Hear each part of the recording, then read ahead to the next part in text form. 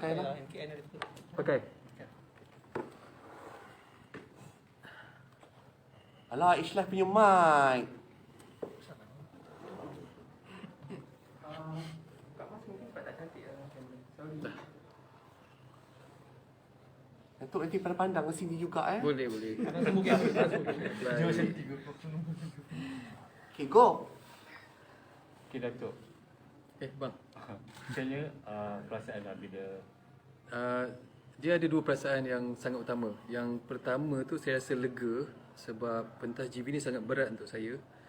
Yang kedua, saya rasa yang saya puas sebab saya dah bagi persembahan yang saya rasa lebih baik daripada minggu lalu. Sebab saya tahu pentas GV ni bukan pentas saya. Kerana apabila saya masuk ke GV, saya tengok latar belakang peserta yang masuk. Daripada Yasin yang pernah masuk sinaran pasport kegemilangan sampailah ke Alif yang hebat menyanyi dan Kak Dip. Saya rasa mereka itu terlampau tinggi berbanding dengan apa yang saya tampilkan. Walaupun saya buat lebih baik, yang lain tu akan jauh lebih baik setiap minggu. Jadi tempat saya adalah dalam studio rakaman. Saya penyanyi rakaman, saya bukan penyanyi pentas. Kalau di studio itu kita boleh nyanyi, kalau silap kita perbaiki. Saya tetap akan hasilkan lagu-lagu, saya tetap akan menghasilkan single dan mungkin mini album. Saya tetap akan buat showcase insya-Allah sebab ramai juga minta saya buat showcase di bistro sambil saya masak. Tetapi pentas dunia nyanyian untuk bertanding dalam nyanyian saya rasa ini yang pertama dan terakhir. Saya buat untuk anak saya. Jadi pencapaian saya tu sampai minggu keempat pun saya rasa di luar jangkaan saya. Saya ingat minggu pertama saya dah keluar dah. Rupanya tak ada penyikiran. Datuk mungkin boleh explain sikit apa macam ucapan Datuk yang tadi tu macam kedengarannya ibarat macam sedikit putus asa lah. Putus asa? Oh tidak. Sebab kalau follow saya punya perjalanan, memang ramai netizen kata lebih baik saya masak, lebih baik saya masak. Tapi sebenarnya saya memang masak setiap hari pun. Jadi kalau faham apa yang saya lakukan, saya menyahut seruan ramai netizen. Dia kata balik ke dapur masak. Jadi saya kata kepada yang nak makan, datang ke Suka-Suka Bistro. Itu platform paling baik untuk saya sebutkan nama Suka-Suka Bistro.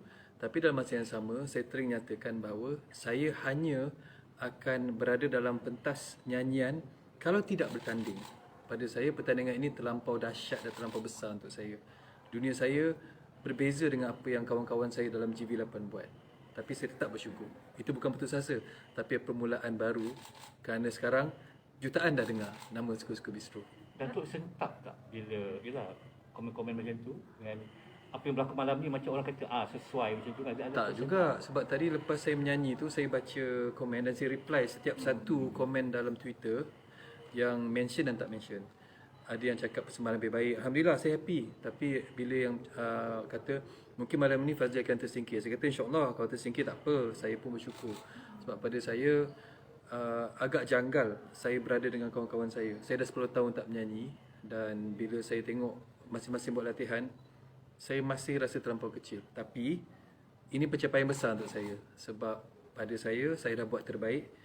Dan hari ini saya sampaikan lebih baik pada minggu lalu. Sebab apa yang saya selalu aimkan every week adalah daripada minggu pertama, minggu kedua, minggu ketiga ada penambahbaikan. Tapi of course bila saya dah buat yang terbaik pun, kawan-kawan saya tu dah jauh lebih baik. Tak terkejar saya. Datuk, macam kita tengok buat live di Isyak yang ramai yang kata persembahan minggu ni adalah yang paling baik selama 4 minggu. Dan ada yang ramai juga cakap sepatutnya Upiak yang terkeluar dan bukan Datuk Fazli. Mungkin boleh komen sikit.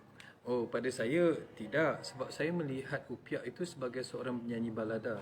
Dan sebutan beliau sangat indah. Walaupun mungkin pitchingnya tidak sempurna, tetapi penyampaian saya tidak sehebat Upiak yang memang dah bertahun-tahun menyanyi.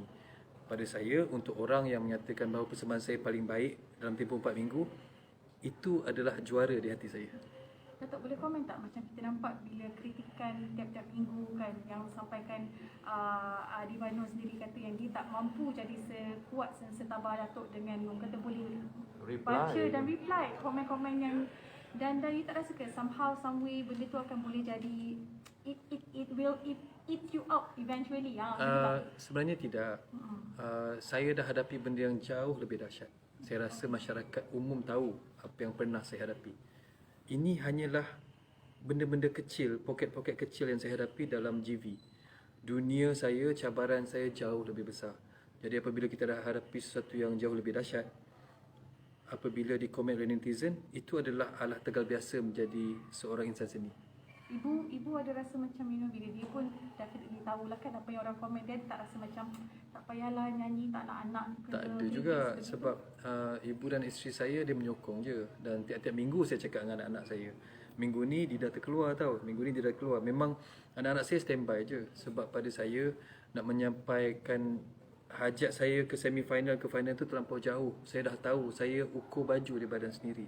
Dan pada saya GV ini pentas yang melonjakkan nama ramai rakan-rakan artis yang memang sedia hebat menyanyi. Kalau adalah seseorang boleh letakkan satu piala dalam bidang nyanyian saya pernah hadapi atau saya pernah miliki, saya akan belanja dia makan. Saya tak pernah memiliki apa-apa kejayaan dalam dunia nyanyian. Saya hanya penyanyi rakaman. Datuk, beza markah Datuk dengan Upiak ada 0.5 saja. Macam Datuk ralat tak bila perbezaan tu sekecil Tipis. itu? Very Tidak, jujur saya nyatakan, saya berbual dengan Upiak. Dia lebih layak berada di atas pentas dengan kepayahan beliau, dengan bergerak daripada Indonesia ke sini, dengan keadaan beliau yang memang serba kekurangan. Ini pentas untuk beliau mencari rezeki. Rezeki saya di bidang lain. Datuk, mungkin perancangan selepas ini, perancangan ada album baru ke, single baru ke? Sebenarnya saya dah terumum, saya tak sengaja dalam Twitter sebab ada yang menyokong tu, dia kata apa nak buat sebenarnya. Nantikan showcase saya yang bernama Yang Sedang-Sedang Saja yang akan diumumkan, yang akan diadakan di Suka-Suka Bistro dalam masa Kenapa terdekat. tajuk dia yang sedang-sedang saja? Macam Ada sebab. tak nak bagi orang ada high expectations ke macam mana? Ada sebab. Kalau tengok dalam 3-4 minggu, lagu Sedang-Sedang Saja itulah yang menjadi paling banyak bualan dalam Twitter, Instagram dan juga Facebook. Datuk, macam mana tak lepas ni mungkin perancangan untuk buat lagi motivate, you sebagai seorang motivator juga kan, and then banyak juga komen yang kata simply because you're a motivator and diorang sangat suka you punya positive vibes yang tak semua orang mampu, walaupun dia cuba untuk tahan jadi positif tapi you punya positive vibes tu terserlah, so you ada rasa tak macam nak buat kelas tapi Saya memang masih menjadi penulis motivasi. Saya banyak buat program-program di sekolah, universiti dan cakap-cakap korporat. Saya masih berjalan dan berlangsung sebagai perunding motivasi. Jadi pada saya benda tu mungkin sekarang ni ramai juga minta untuk saya buat program-program motivasi suami isteri dan di kalangan selebriti. InsyaAllah saya akan tunaikan. tak nak tag team dengan isteri ke sebab dia belum di-engage juga kan? InsyaAllah kalau diminta, apabila ada permintaan, saya dan isteri akan buat bersama, insyaAllah. Datuk, mungkin Datuk boleh beri kita orang macam siapa yang Datuk rasa bakal bergelar juara untuk GV? Okey, saya ada 3 nama ni yang saya tak pernah berganjak. 3 nama ini kerana saya melihat bakat dan saya bersama dengan mereka, makan dengan mereka, bergelumang di pentas dengan mereka, yang saya rasa mereka boleh jadi juara tidak kira siapa. Yang pertama adalah Kak Adi Bano, yang kedua Alif Aziz, yang ketiga adalah Niki Palikat. Ketiga-tiga ini memang terlalu hebat. Mereka bertiga pernah menjuarai pertandingan nyanyian dan anybody boleh menjadi juara. It's anybody's game. Okay, alright. Thank you so much, everyone.